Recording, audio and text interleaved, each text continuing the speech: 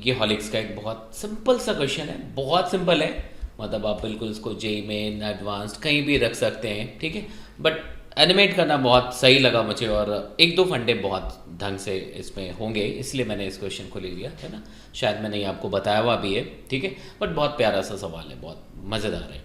Small object is moving on a special slope जैसा दिख रहा है आपको कि आधा इधर क्वार्टर पार्ट और उसको फिर उल्टा कर दिया हुआ इधर, ठीक है। तो बिल्कुल स्पेशल स्लोप है, consisting of a concave and a convex circular arc जैसा आपको दिख रहा है, both of which have a right angle at the centre.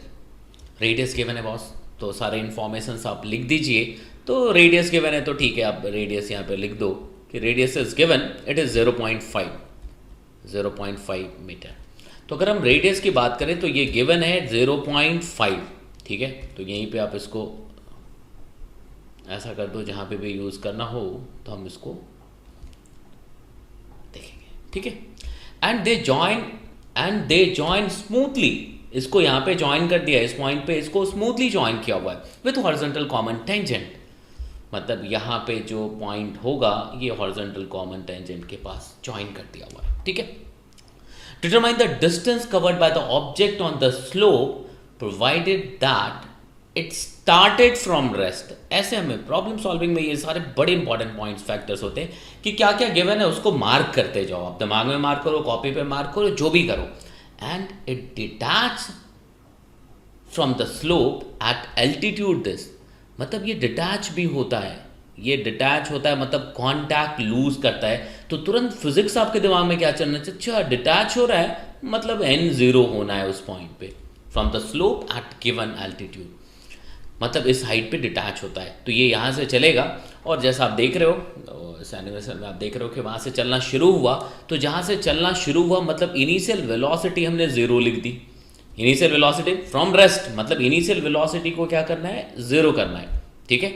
और फाइनली जब वो वहाँ पहुँच रहा है तो अब मान लो कि ये फाइनली यहाँ पहुँचता है, फाइनली इसको कहीं और पहुँचना है, बट यहाँ पहुँच के ये कॉन्टैक्ट लूज करता है, यहाँ पे पहुँचने के बाद ये कॉन्टैक्ट लूज करता है, ठीक है। तो अगर मैं आपको यहाँ से दिखाऊं, देखना अगर ये यहाँ पहुँच गया तो इस पॉइंट पे अगर आप देखें तो कितनी हाइट पे ये है वो आपको पता है, इट इज गिवन, ठीक है। तो यहाँ पे हम लोग अगर इसकी वेलोसिटी, आप में से बहुतों को पता लग गया होगा तुरंत कि करना क्या है। तो यहाँ पे अगर इसकी वेलोसिटी हम v एज्यूम कर लें, देखो इस पॉइंट पे हमने वेलोसिटी v एज्यूम कर ली, तो क्या होगा, ये सेंट्रीफ्यूगल फोर्स, यहाँ तक तो सर्कुलर मोशन था, है ना। तो हम कह सकते हैं mv²/r, mv²/r ऐसा लिख सकते हैं। अब यहाँ पे देखो mg, इसको आप θ1 लिख लो या θ2 लिख दो, ठीक है। तो इसका वेट डाउनवर्ड डायरेक्शन में लग रहा होगा mg, ठीक है। तो mg का जो एक कंपोनेंट है वो इधर आ जाएगा, कितना, mg cos θ2, mg का जो कंपोनेंट आएगा उसको हम इधर लिख सकते हैं mg cos θ2, कर सकते हैं। अब देखो mg cos θ2 क्यों भाई, बिकॉज दिस एंगल इज θ2। अब नॉर्मल इधर ही होना है, बट यहाँ पे कॉन्टैक्ट लूज कर रहा है, मतलब तुरंत आप लिखो n should be equal to 0।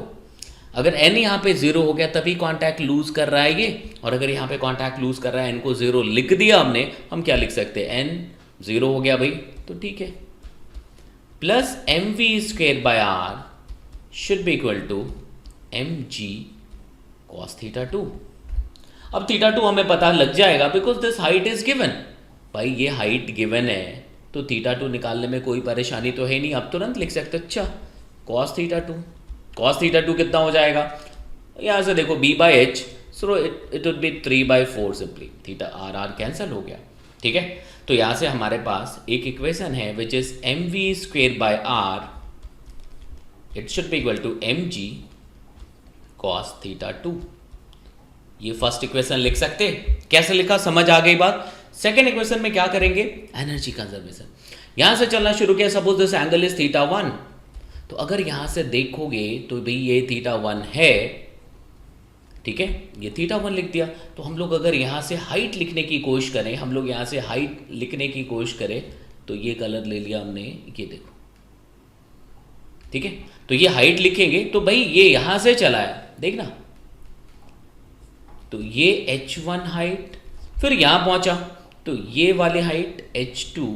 तो भाई energy conservation, by energy conservation हमारे पास एक बहुत सही सा इक्वेशन आ जाएगा दूसरा, कि भाई यहाँ से चलना शुरू किया और यहाँ पे पहुँच रहे हैं, तो भाई दो तरीके से कंजर्वेशन ऑफ मैकेनिकल एनर्जी और वर्क एनर्जी तो हम एक ही चीज़ है। तो आप work done by gravitational force which is mg h1 plus h2, it should be equal to change in kinetic energy, so it should be equal to simply half mv square because initial velocity was 0। तो initial velocity 0 था तो हमने उसको लिख दिया, yes it is half mv square. But h1 की बात करेंगे तो इस ट्रायंगल से लिख सकते हैं this is r cos theta, so r cos theta 1। तो h1 को अगर आप लिखोगे तो तुरंत लिख सकते हैं, अच्छा it is r minus r cos theta 1, ठीक है। और h2 को क्या लिख सकते, यहाँ पे देखोगे r माइनस ये वाली हाइट दी हुई है, ये वाली हाइट गिवन है, सिंपली इट इज 3r/4, तो r माइनस 3r/4 कर सकते हैं। देखो ये हाइट 3r/4, r माइनस ये लिख सकते हैं। तो देखो h1 h2 पता लग गया आपको ये, तो this is equation number 1 and this is equation number 2। तो थीटा 2 ऑलरेडी cos थीटा 2 पता है आपको, थीटा 1 इस इक्वेशन से निकल जाएगा by using v square and all. V square की वैल्यू पुट करोगे, थीटा नोन क्वांटिटी है तो हम यहां से थीटा 1 भी निकाल पाएंगे।